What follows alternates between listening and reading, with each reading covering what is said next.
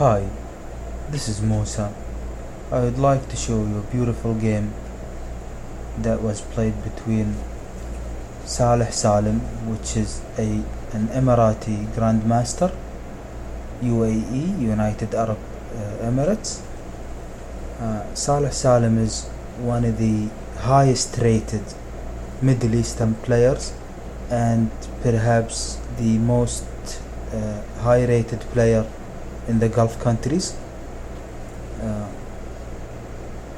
This game was played against Korobkov in Aeroflot Open in 2015 March. It's still going on as of now, and this is round 2. So Salem had the white pieces and he started with e4. Korobkov played e5 and now knight to f3, and you would expect something like knight to c6 or d6 for pawn protection's sake, but Korobkov played the Russian defense or Petrov defense. Knight takes e5, main move, and d6, knight back to f3, and now knight takes e4. d4, which is a main move. I will go back again and show you guys the opening variations for this strange opening, and we'll just now continue with showing you the moves in the game as far as the opening. So black here played bishop to e7, and Grandmaster Saleh played bishop to d3, attacking the knight. The knight goes back to f6 and white castled kingside, and black did the same. And now rook to e1, exerting some pressure on the e7 bishop. Rook to e8 immediately, and here Saleh played h3, killing the light squared black bishop. Knight b d7, and now c4. Black here played c6. Maybe knight to f8 is a better move, trying to maneuver the knight to g6 or maybe e6.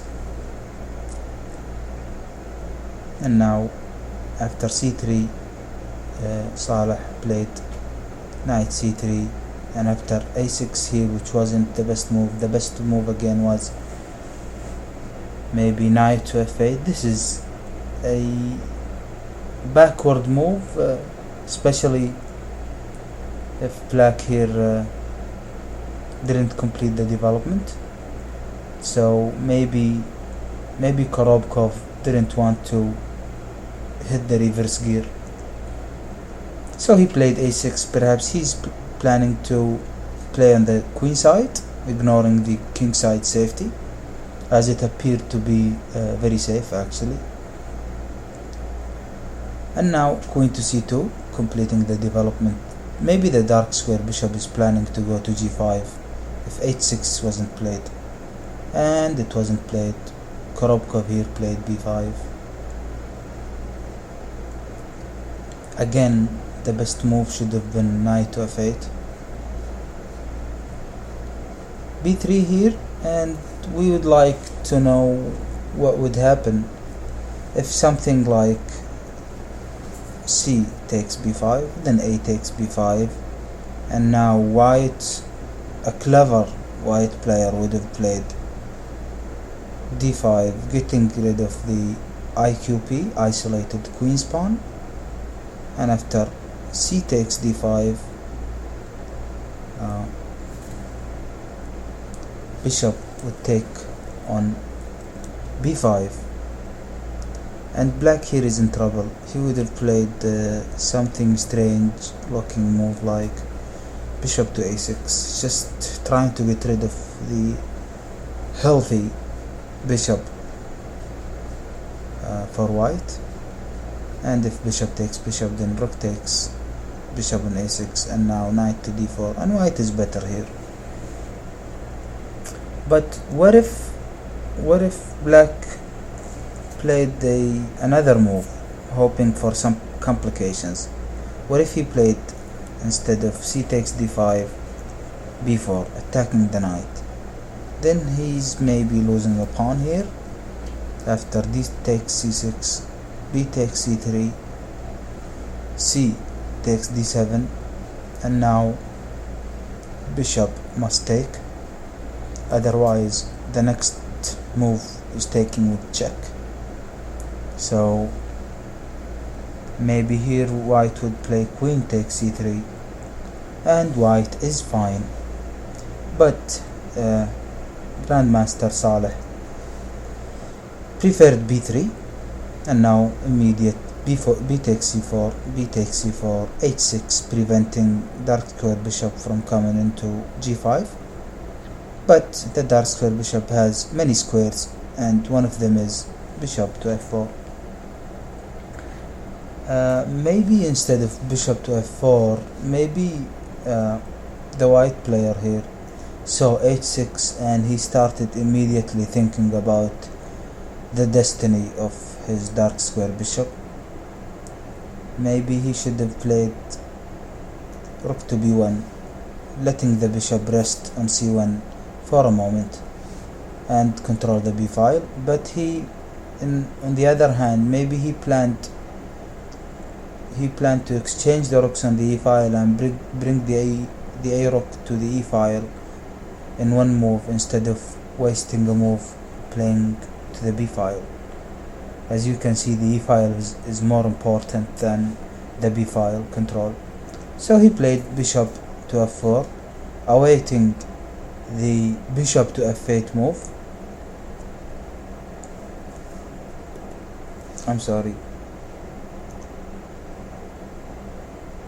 And here black did play bishop to f8, and white achieved his little dream of exchanging the rooks. Queen takes d8, and now rook to e1, controlling a very important e file.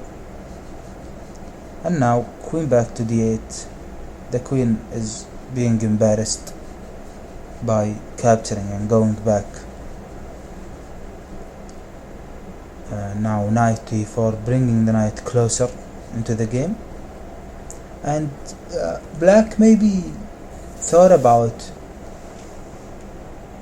knight takes e4, and after bishop takes e4, he didn't like the fact that he had to play the bishop to b7, being blocked by his own pawns, so he would be a tall pawn. So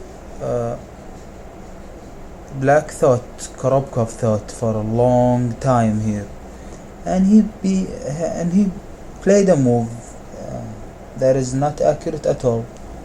Knight to b6. So Saleh here immediately took the knight on f6, queen takes f6, and now bishop to d6. Do you guys see the threat?